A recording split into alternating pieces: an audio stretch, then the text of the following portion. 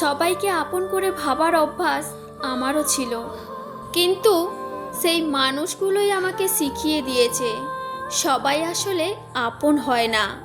প্রত্যেকটা মানুষের দুইটা গল্প থাকে, একটা সে সবাইকে শোনায় আর একটা সে লুকিয়ে রাখে।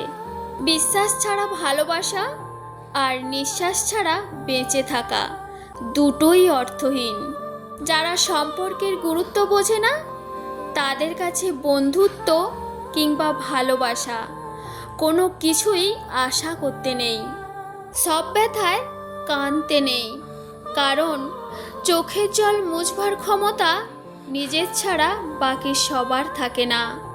আমরা ভালো থাকার জন্য যে মানুষটাকে পাশে চাই, সেই মানুষটাই আমাদের সব ভালো থাকা কেড়ে নিয়ে একদিন হারিয়ে যায়।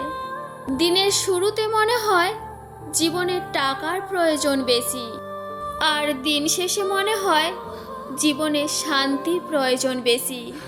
সফলতার গল্প পড়ো না, কারণ তা থেকে তুমি শুধু গল্পটাই পাবে। ব্যর্থতার গল্প পড়ো, তাহলে সফল হওয়ার কিছু উপায় পাবে।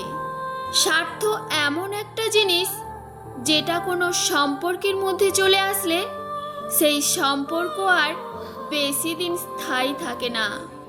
যোগাযোগ বিচ্ছিন্ন হতে পারে, সম্পর্ক বিচ্ছিন্ন হতে পারে, তবুও ভালোবাসা থেকে যায়, হয়তো আক্ষেপে, নয়তো অপেক্ষায়।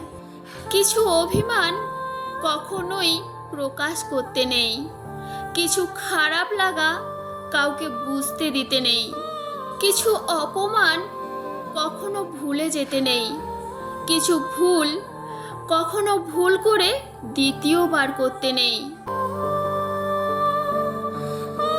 আজকের ভিডিওটি আপনাদের কেমন লাগলো অবশ্যই কমেন্ট করে জানিও।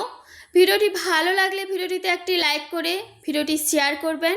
আর যারা ফার্স্ট টাইম ভিডিও দেখছো প্লিজ চ্যানেলটি সাবস্ক্রাইব করে পাশে থেকো। সবাইকে ধন্যবাদ ও অনেক অনেক ভালোবাসা।